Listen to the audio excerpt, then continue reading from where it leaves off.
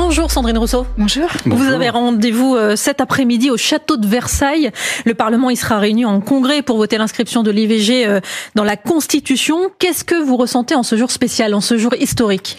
Je suis très émue, c'est un grand jour vraiment et c'est un moment où on va aller à Versailles pour un droit fondamental qui est la liberté des femmes à disposer de leur corps.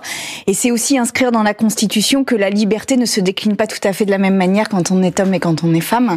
Et en fait, pour moi, c'est un moment mais d'une émotion intense. D'ailleurs, voilà, je me suis habillée en blanc. Je sais qu'il y en a d'autres qui vont s'habiller en blanc en solidarité aussi avec les députées américaines démocrates qui étaient rentrées au Congrès en blanc en souvenir des suffragettes. Et en fait, c'est une espèce d'internationale féministe. Et c'est vote dans la Constitution de l'IVG, dans la Constitution française. C'est aussi un message envoyé aux Américaines, aux Hongroises, à toutes les femmes qui partout dans le monde ne peuvent pas avoir accès à l'IVG. Et donc, voilà, on fait ça pour aussi soutenir les autres. Faut le dire, ce sera une première Ce sera une première mondiale et c'est vraiment quelque chose d'incroyable. Merci vraiment à toutes les personnes qui ont porté ces lois. Je pense à Mathilde Panot et Mélanie Vogel notamment. Sandrine Rousseau, la loi détermine les conditions dans lesquelles s'exerce la liberté garantie à la femme d'avoir recours à une interruption volontaire de grossesse. Ça, c'est la formulation qui a été retenue. Ces conditions, elles peuvent évoluer avec la loi. Est-ce que vous êtes sûr que ce texte sera vraiment une garantie ? Alors, ce que disent les constitutionnalistes, c'est qu'à partir du moment où la liberté est inscrite dans la Constitution, il faudra quand même, ce sera extrêmement compliqué de revenir dessus. Donc après, on peut toujours compliquer l'accès à l'IVG, mais là, quand même, c'est une étape décisive. Et je rappelle aussi le rôle important qu'a joué le planning familial, parce que c'est une association qui est très souvent contestée. Ses subventions sont souvent coupées quand, notamment, la droite arrive dans les communes ou les départements ou les régions. Et donc, je voudrais dire que c'est aussi grâce au planning familial. Mais précisément, sur les questions de budget, la loi, elle pourra revenir en arrière pour couper éventuellement tel ou tel budget, ou en effet, localement, par ailleurs, il peut y avoir des subventions. Mais dire dans la Constitution qu'on a la liberté d'y avoir accès, c'est aussi garantir cette liberté, garantir les conditions de cette liberté, et donc donner l'argent nécessaire pour que les femmes puissent y avoir recours. Donc en fait, ce sera vraiment très compliqué de revenir maintenant sur le droit à l'IVG en France. Je voudrais mais Simone Veil, Gisèle Halimi, voilà, c'est aussi l'histoire d'une espèce de solidarité et de génération de féministes, et je pense à elle aussi aujourd'hui. Vous êtes heureuse aujourd'hui, mais il y a quand même 50 sénateurs qui ont voté contre cette inscription de l'IVG dans la Constitution la semaine dernière. Qu'est-ce que vous avez envie de leur dire aujourd'hui? Je leur dis qu'ils sont à contretemps, je leur dis que c'est indigne que de faire ça, parce que c'est une avancée de droits humains mais fondamentale. Et en fait, à quoi jouez-vous, à faire ça? Et qu'est-ce que vous allez chercher? Et quel est votre droit? Quel est votre sentiment de supériorité, d'impunité pour dire aux femmes ce qu'elles doivent faire? Mais à l'inverse, il y a aussi des hommes. Il faut rappeler quand même que le Sénat, qui a voté mercredi, est une assemblée majoritairement composée d'hommes, qui ont voté après avoir beaucoup hésité, et qui se sont rangés à l'inscription dans la Constitution. Qu'est-ce que vous avez envie de leur dire ? Mais il y a eu une campagne qui a été adressée aux femmes, aux filles, aux nièces de ces sénateurs, en leur disant convainquez-les de changer leur vote, et manifestement ça a fonctionné. Et ce que j'ai envie de dire à ces hommes qui ont changé leur vote, c'est déjà merci, et puis écoutez davantage les femmes, parce qu'elles ont des choses à vous dire. Sandrine Rousseau, il y a ce qui dépend des orientations politiques, on l'a vu avec les différents votes dans les deux assemblées, mais il y a aussi surtout la démographie médicale. Concrètement, comment se déroule l'IVG sur notre territoire? Il y a 4 ans, un rapport parlementaire pointait ceci: la charge du maintien effectif du droit à l'IVG repose essentiellement sur une poignée de praticiens militants, dont beaucoup se trouveront bientôt à la retraite. Ils sont un peu moins de 2000 à pratiquer l'IVG en France, en ville par exemple, et ce chiffre est susceptible de baisser parce que c'est un acte médical peu valorisé, peu valorisant. Qu'est-ce qu'il faut faire? Mais de toute façon, il y a un plan d'urgence à développer sur l'hôpital public, sur la santé publique d'une manière générale. Et donc, on a la même problématique sur l'IVG que l'on peut l'avoir en psychiatrie, que l'on peut l'avoir sur d'autres domaines. Le manque de moyens. Il y a absolument besoin déjà de revaloriser les salaires, je le dis, parce que c'est quand même la première des choses. Dans le public aujourd'hui, les gens ne sont pas suffisamment payés, qu'il s'agisse des médecins ou des infirmières ou des infirmiers qui peuvent aussi pratiquer ce geste. Et puis à un moment, il faut aussi valoriser disait ça. C'est-à-dire le droit de conscience, je l'entends. Maintenant, c'est aussi la liberté des femmes, et c'est un honneur que de répondre à cette liberté. Il faut revenir sur cette clause de conscience ?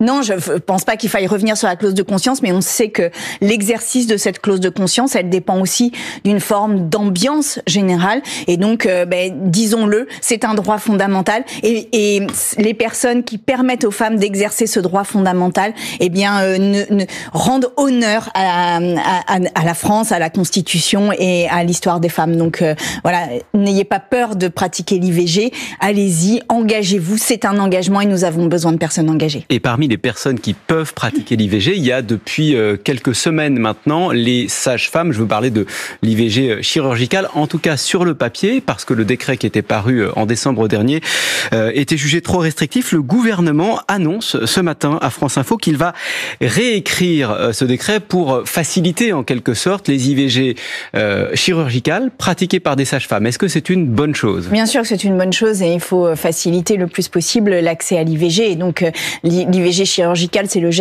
le geste qui est le plus intrusif, j'ai envie de dire, pour les femmes, et donc c'est aussi très bien que ce soit des sages-femmes qui le font, parce qu'elles ont une approche du corps des femmes qui est pétrie de leur connaissance, de leurs compétences et de leur expérience, et donc il est important que les femmes se sentent en confiance au moment où elles fassent ça, donc ce décret est bienvenu. Sandrine Rousseau, une question annexe mais en rapport avec l'IVG. Votre tête de liste aux Européennes, Marie Toussaint, a écrit à CNews, la chaîne info de Vincent Bolloré l'a invitée pour un débat entre les différents candidats. Elle a refusé la proposition et dit que ce qui l'a définitivement convaincu, c'est l'infographie dans laquelle CNews présentait l'avortement comme l'une des principales causes de mortalité dans le monde, devant le cancer, devant le tabac aussi.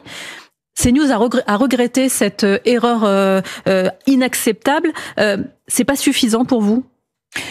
Ils ont regretté, mais l'émission complète était dédiée à la culpabilisation des femmes qui recourent à l'IVG. Et par ailleurs, je n'ai pas entendu j'ai entendu des regrets des journalistes femmes, et d'ailleurs elles ont porté une parole, et entendons cette parole. Maintenant, l'ambiance de la chaîne, la ligne que porte Bolloré et qu'il assume, c'est quand même une contestation des femmes à recourir à l'IVG. Et donc voilà, ça suffit en fait, l'hypocrisie là-dessus. Contre l'avortement, selon vous ? En tous les cas, toute l'émission. Moi, je regarde pas CNews, mais toute l'émission où il y a eu cette infographie a été une émission dédiée à la culpabilisation des femmes. Et en fait, ça suffit, ça. Enfin, ça suffit. Voilà. Donc, je comprends Marie Toussaint. Moi, je ne réponds pas je ne réponds pas aux invitations de CNews à aller sur les plateaux. Après, c'est un choix qui est aussi un choix de notre parti, puisque nous avons pris une résolution en ce sens. Je pense que CNews a une ligne éditoriale, que c'est une ligne éditoriale qui mène une bataille culturelle d'extrême droite, et qu'il faut l'assumer, et que nous ne soyons pas, que nous ne participions en rien à cette bataille culturelle me semble être à notre honneur. Mais vous allez sur Europe 1, qui appartient aussi à Vincent Bolloré. Oui, mais Europe 1 a une ligne qui est, pour le coup, qui est quand même beaucoup plus pluraliste, et d'ailleurs, Europe 1 a moins été l'objet de contestation que CNews de la part du CSA, qui est devenu l'Arcom, voilà. Et en fait, il n'y a pas eu les mêmes réprimandes il n'y a pas eu les mêmes sanctions sur l'absence de pluralisme, donc ça n'est pas tout à fait le même angle. Le 8-30 France Info, Jérôme Chapuis, Salia Braclia. Sandrine Rousseau, députée écologiste de Paris. On va parler maintenant des sujets agricoles, et au lendemain du salon qui vient de s'achever à Paris, une proposition de loi socialiste visant à reconnaître la responsabilité de l'État dans le scandale du chlordécone, pesticide utilisé dans les bananeraies aux Antilles jusqu'en 1993, en dépit de sa dangerosité. Cette proposition a été approuvée par l'Assemblée nationale la semaine dernière, sachant que la majorité et la droite se sont abstenus. Est-ce qu'il y a la moindre chance, selon vous, que ce texte aille au bout, qu'il passe le filtre du Sénat ? Alors j'espère absolument qu'il ira au bout, parce que c'est un texte qui est historique en cela qu'il reconnaît la responsabilité de l'État dans les maladies issues de l'usage abusif du chlordécone. Et pourquoi la responsabilité de l'État ? Parce qu'on connaissait la dangerosité de ce produit, et qu'il y a eu des autorisations de le répandre des années et des années après les premières recherches scientifiques sur sa dangerosité. Donc en fait, là on est dans un moment qui est crucial, qui est l'État a une responsabilité quand il autorise des produits et que ces produits ont une dangerosité sur la santé. Nous sommes aujourd'hui en train de discuter du plan Éco-Phyto, de l'indice de mesure du nombre et de la quantité de pesticides qui est déversé. J'en ai discuté hier avec les représentations des agriculteurs au salon de l'agriculture où j'ai passé toute la journée. Eh bien, il y a une bataille à mener pour que le nombre de pesticides diminue, que l'usage des pesticides diminue réellement. Et là, l'État a une responsabilité là-dedans. Ce ne sont pas seuls les agriculteurs qui sont face à des contraintes économiques, face à des contraintes qui sont les leurs sur leur exploitation. L'État a une responsabilité. Et je rappelle que dans cette loi, il y a un amendement que j'avais porté et qui a été adopté, qui est qu'il y a un principe pollueur-payeur qui fait que ce sont les entreprises qui produisent le chlordécone, le glyphosate, etc., qui ont une taxe pour financer les fonds d'indemnisation.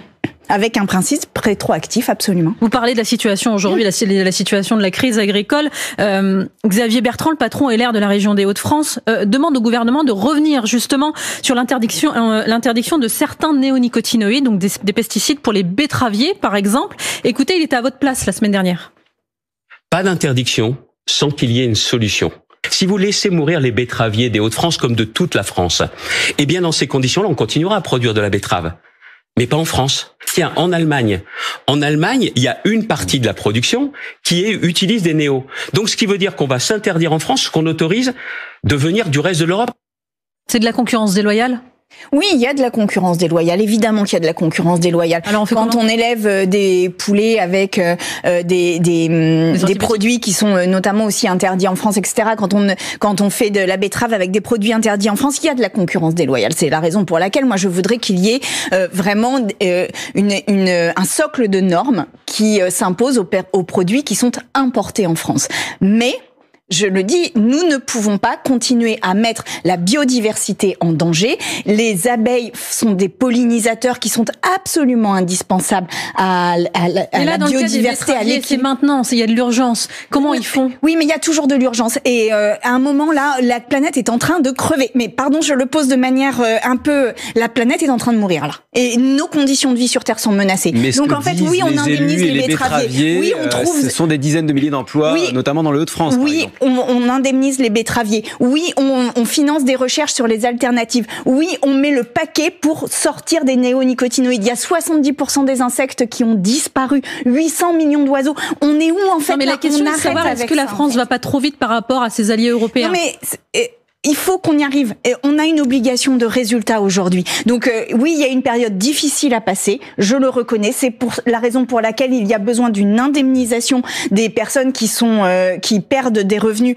liés à l'interdiction des néonicotinoïdes. Mais nous ne pouvons pas continuer avec les néonicotinoïdes. Et il faut le poser. Nous ne pouvons pas continuer avec les néonicotinoïdes. Mais ça, nous ne pouvons pas mettre en danger les abeilles. Et que vous en parlez franchement avec les agriculteurs, ils vous accueillent comment ? J'en ai parlé absolument franchement. Et avec la coordination rurale et avec la FNSEA, nous ne sommes pas d'accord. Mais je leur dis que, en fait, c'est permettre cela, c'est permettre de laisser les agriculteurs avec juste le nez un tout petit peu au-dessus de l'eau à très court terme, mais qu'à moyen terme, c'est les laisser mourir dans les conditions les pires. Donc en fait, c'est un calcul de court terme et aujourd'hui, nous avons besoin de sauver une agriculture qui est en danger liée à la perte de biodiversité, liée au réchauffement climatique et liée à l'industrialisation et au productivisme.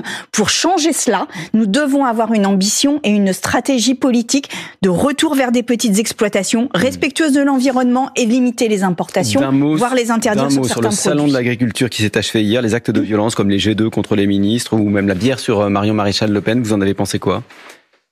Je pense que c'est des modes d'action que je ne valide pas, que je ne soutiens pas. Maintenant, je pense qu'il y avait aussi une forme de je sais pas comment dire, mais d'exercice de communication.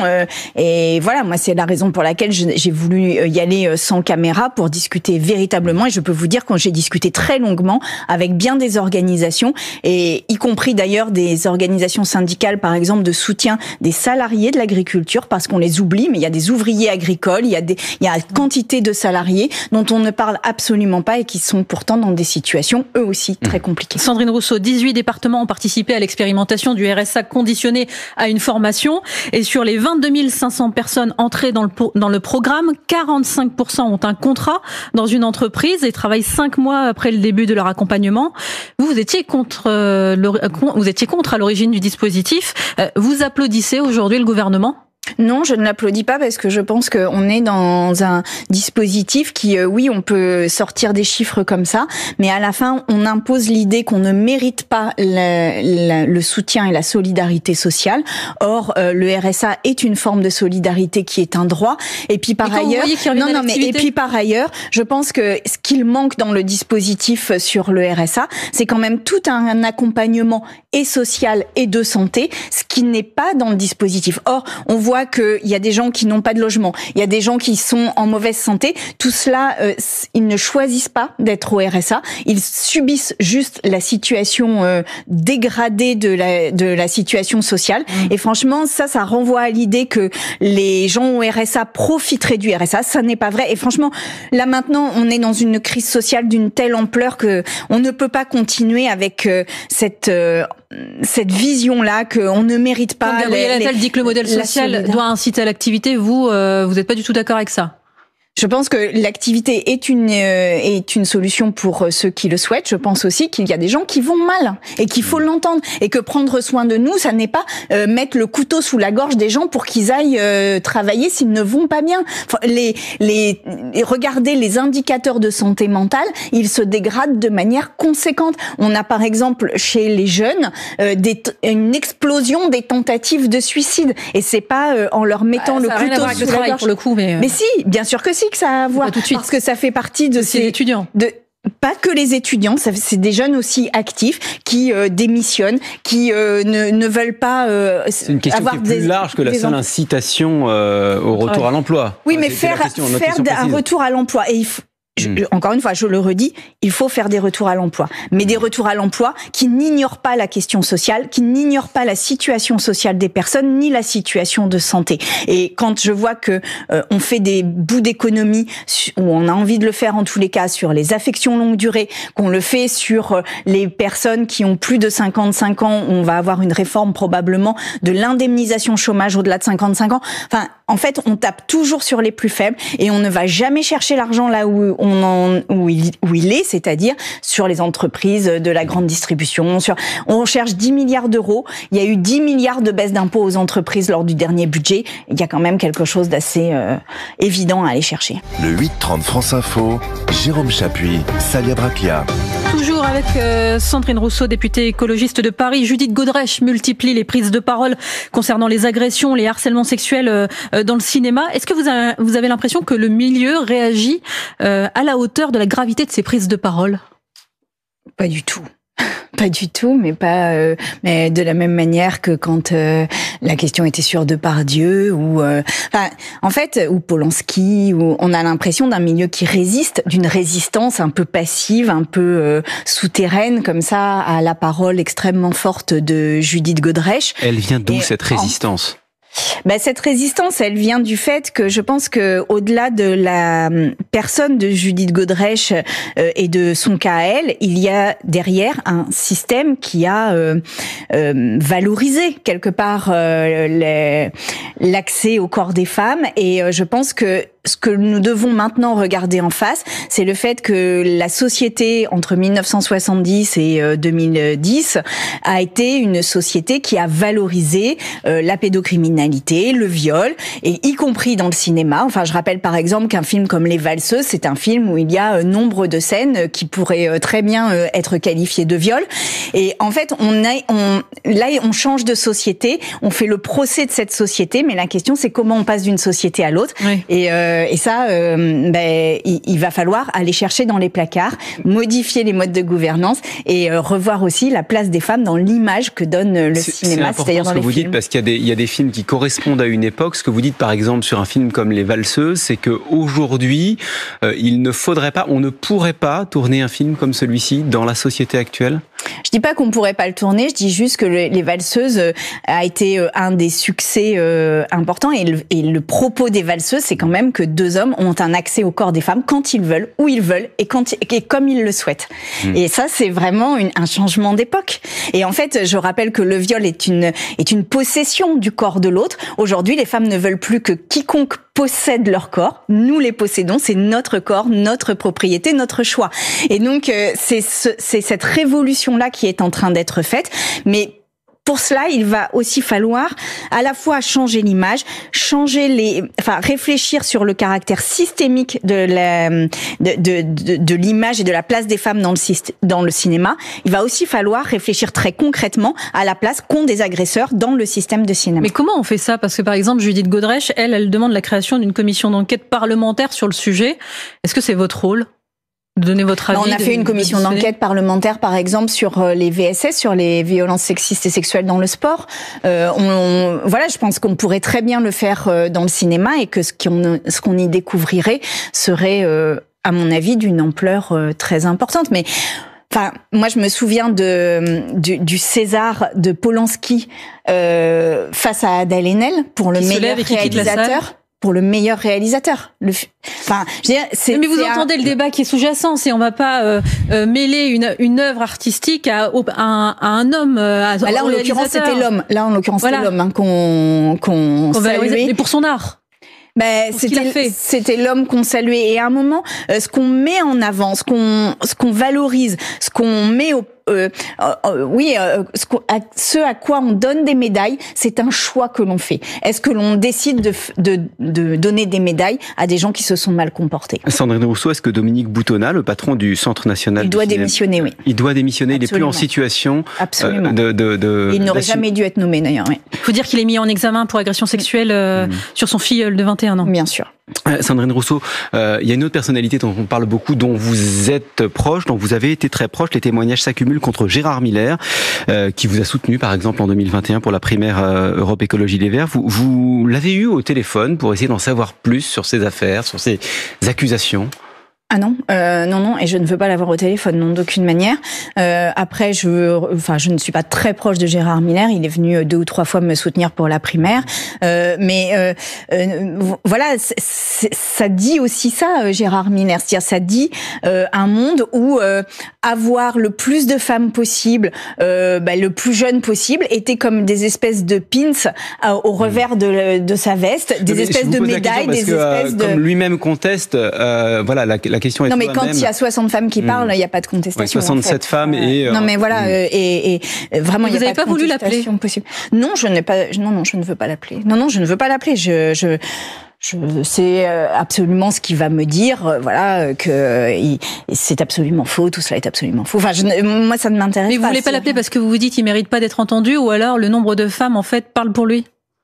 Je pense que là, on est dans le temps où la parole des femmes doit se déployer, doit être entendue, doit être respectée, doit être accueillie. Et donc, je suis dans ce moment-là et j'écoute et j'entends et je respecte la parole de ces femmes. Sandrine Rousseau, députée écologiste de Paris, merci d'avoir été sur France Info ce matin. Je vais vous laisser en compagnie de Salia Braclia jusqu'à 10h. Dans 5 minutes, les informer. Quel est le programme, Salia? On a 2 sujets au menu. Jordan Bardella en tête des intentions de vote pour les européennes pour le moment. Mais quel est son projet? Que propose-t-il vraiment pour le RN en Europe? Et puis la France, premier pays du monde à inscrire l'IVG dans la Constitution. On en parle dans un instant avec Renaud Dely et ses informés. À tout de suite sur France Info.